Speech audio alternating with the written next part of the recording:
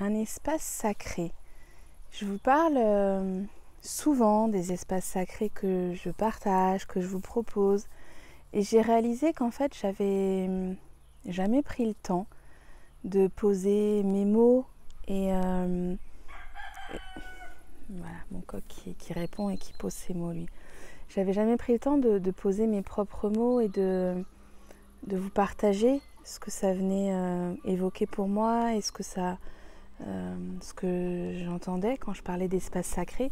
Alors vous aurez peut-être et sûrement une définition différente, et si on me posait la question dans 6 mois ou dans un an, j'en aurais peut-être encore une autre. En tout cas, je vais poser là ce qui est vrai aujourd'hui pour moi lorsque j'ouvre des espaces sacrés. Pendant très longtemps, j'ai été beaucoup soit dans la matière et dans le faire et dans... décidément, c'est tous les animaux viennent, il y a mon petit chat qui arrive. J'ai été dans le faire et dans l'intégration pleinement de la matière, ou alors j'ai été complètement aspirée par toutes mes... Oui, ça me fait rire, là il y a tout le monde qui s'y met, bon c'est le moment. Ou alors j'ai été aspirée par de grands questionnements sur la vie, sur le sens des choses, sur l'être humain, sur sa place, sur son rôle à jouer. Et je me suis rendu compte que j'étais déconnectée, que ces deux espaces n'étaient pas reliés. Eh bien, moi, quand j'ouvre un espace sacré, c'est vraiment pour moi un espace pour relier toute notre spiritualité, notre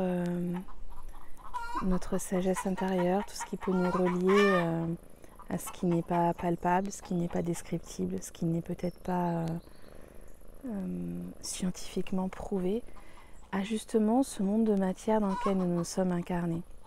Je réalise souvent qu'on sépare beaucoup les choses et on n'y amène peut-être pas, à mon sens, assez de reliance et de connexion. Et moi, j'ai vraiment à cœur de relier des espaces, des pratiques, des outils qu'on n'aurait pas l'habitude d'associer.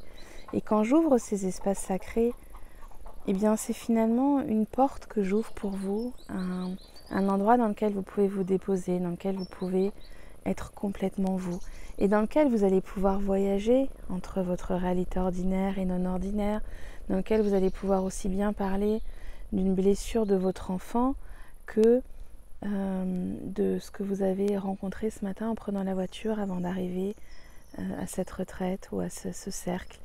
Et c'est vraiment pour moi des espaces de rencontre avec nous, mais avec notre moi profond, avec cette part de nous dont on parle finalement peut-être trop peu souvent.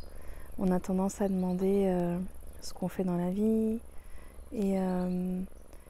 et peut-être qu'on n'évoque pas assez souvent nos aspirations et nos envies profondes et nos rêves d'enfants, nos rêves d'humanité qui est connectée. Et vraiment, quand j'ouvre ces espaces sacrés, c'est une autorisation à tout vous permettre, à être dans un espace illimité dans lequel vous pouvez complètement vous autoriser à chanter comme à pleurer, à prendre quelqu'un que vous ne connaissez pas dans les bras parce que vous sentez le besoin d'être connecté physiquement à cette personne, à être en colère et à taper, à danser, à bouger le corps, à laisser toutes les émotions circuler, mais aussi à dire vraiment un mal-être profond qui est là, ou une énorme joie et gratitude qui peut vous traverser. Voilà, j'avais envie de poser ces mots sur les espaces sacrés.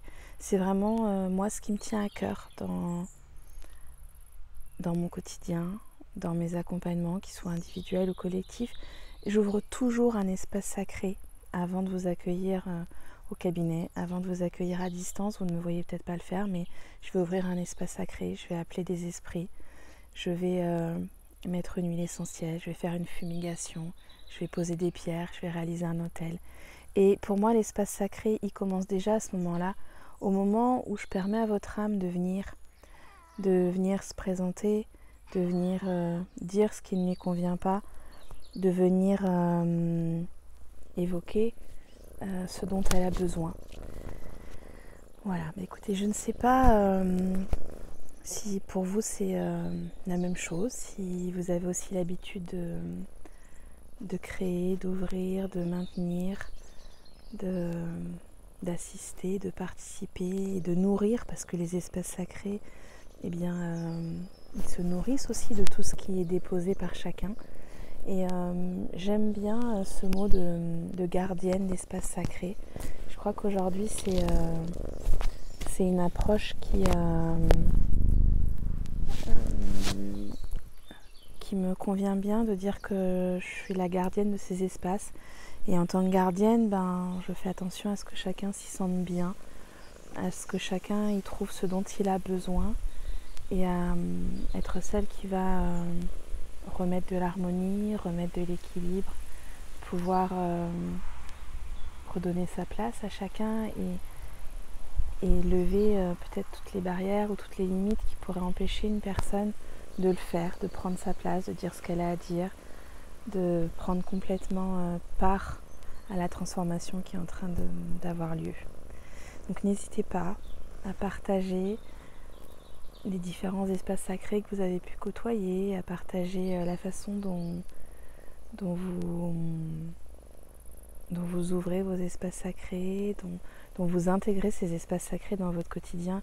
En tout cas, j'ai vraiment envie de poser ce mot de reliance entre la terre et le ciel, et entre le visible et l'invisible, la réalité ordinaire et non ordinaire. Et pour moi, l'espace sacré, c'est ça.